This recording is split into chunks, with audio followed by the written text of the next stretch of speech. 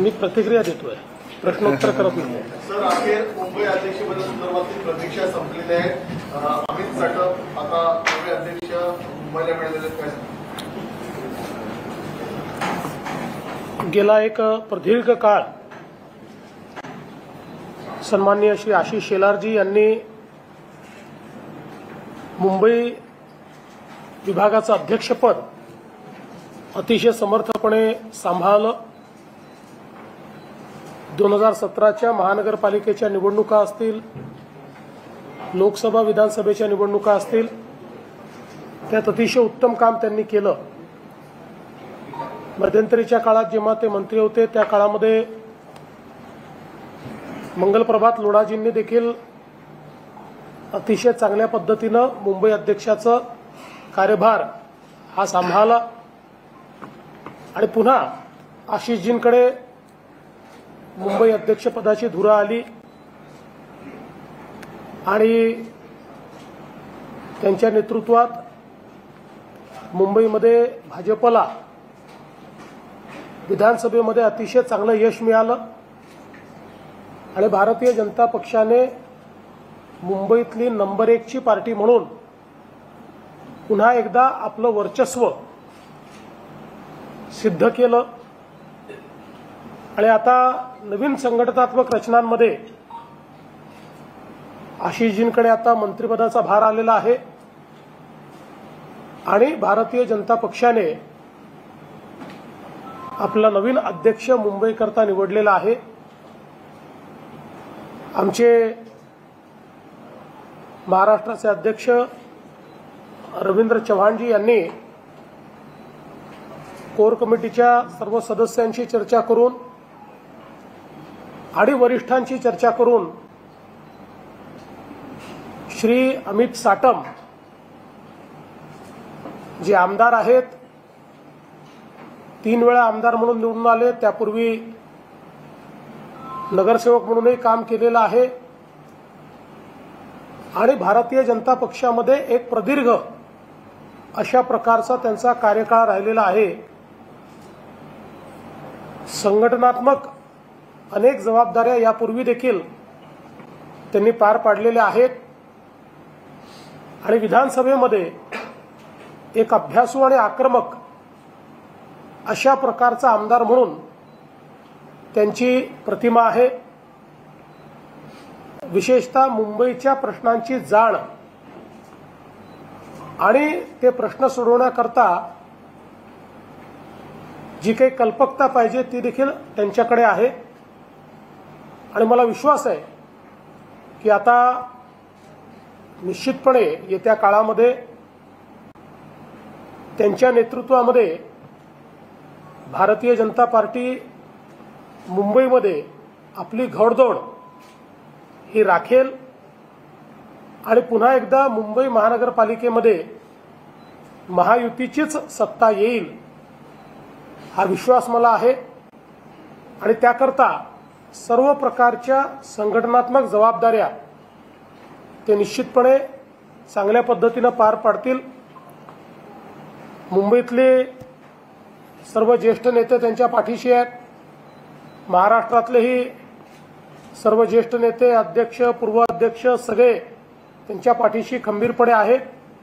त्यामुळे मला विश्वास आहे की यावेळी त्यांच्या नेतृत्वामध्ये मुंबईत भाजपा एक नवीन रेकॉर्ड तयार करेल आणि त्याकरता श्री अमित साटम यांना मी मनापासून शुभेच्छा देतो आणि एक उज्ज्वल कारकीर्द त्यांची असावी अशा प्रकारची प्रार्थना ईश्वराच्या चरणी करतो।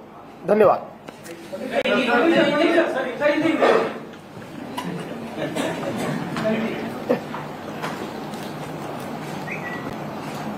हम सभी लोग ये जानते हैं कि पिछले दीर्घ काल से सम्माननीय आशीष शेलार जी ने मुंबई के अध्यक्ष पद की बागडोर बहुत यशस्वीता के साथ संभाली। कई महत्वपूर्ण चुनाव उनके नेतृत्व में भारतीय जनता पार्टी जीती। विशेष रूप से 2017 का महानगर पालिका का चुनाव मुंबई भाजपा के लिए एक नई उड़ान का चुनाव था। विधानसभा का चुनाव भी तीसरी बार भारतीय जनता पार्टी ने ये साबित किया कि भारतीय जनता पार्टी ही मुंबई की सबसे बड़ी पार्टी है। बीच का एक समय ऐसा भी था कि जब आशीष जी मंत्री थे और मंगल प्रभात जी ने बहुत ताकत के साथ ये जिम्मेवारी संभाली थी और उन्होंने भी मुंबई भाजपा को बल दिया। और अब नई संगठनात्मक व्यवस्था में महाराष्ट्र के भारतीय जनता पार्टी के अध्यक्ष रविंद्र चव्हाण जी ने कोर कमेटी के साथ, मुंबई के प्रमुख नेताओं के साथ और राष्ट्रीय भारतीय जनता पार्टी के साथ चर्चा करके हमारे राष्ट्रीय अध्यक्ष माननीय श्री नड्डा जी तथा शीर्ष के सभी नेताओं के साथ संवाद करते हुए ये तय किया कि अब मुंबई भारतीय जनता पार्टी की जिम्मेदारी नए व्यक्ति के हाथ में दी जाएगी और सबने मिलकर विधायक अमित साटम इनके नाम को चुना और आज अध्यक्ष जी ने उनके नाम की घोषणा की है। मैं उनको बहुत बहुत बधाई देता हूं। अमित साटम जी ये विधानसभा में एक बहुत ही मुखर विधायक के रूप में प्रसिद्ध है और अपने अभ्यास के बलबूते और अपनी आक्रामकता के बलबूते उन्होंने एक अपनी अलग प्रतिमा तैयार की है। 3 बार मुंबई से वो विधायक के रूप में चुनकर आए। उससे पहले कॉरपोरेटर के रूप में बीएमसी में भी उन्होंने काम किया है। संगठन में अलग अलग पदों पर उन्होंने काम किया है। भारतीय जनता पार्टी के कार्यकर्ता से लेकर नेता तक ऐसा एक उनका प्रवास रहा है और मेरा विश्वास है कि उनके नेतृत्व में भारतीय जनता पार्टी मुंबई में नई ऊंचाइयों को छुएगी। इस महानगर पालिका के चुनाव में भारतीय जनता पार्टी अपना ही रिकॉर्ड तोड़ेगी और मुंबई में महायुति की सत्ता लाने के लिए उनका नेतृत्व ये बहुत कारगर सिद्ध होगा। एक अच्छी टीम को लेकर वे जल्द ही आगे बढ़ेंगे।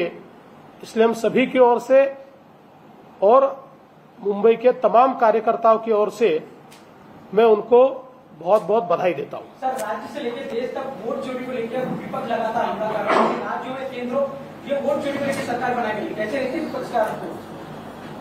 देखिए, मैंने पहले ही कहा है कि राहुल गांधी जी ये सीरियल लायर है।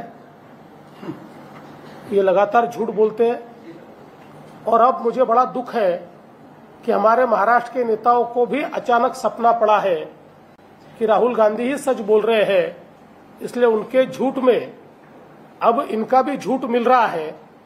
लेकिन झूठ की कोई बुनियाद नहीं होती, झूठ का किला ढह जाता है।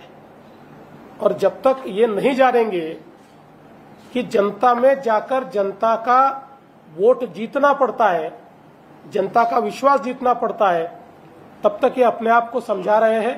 इसलिए मैंने कल भी कहा कि दिल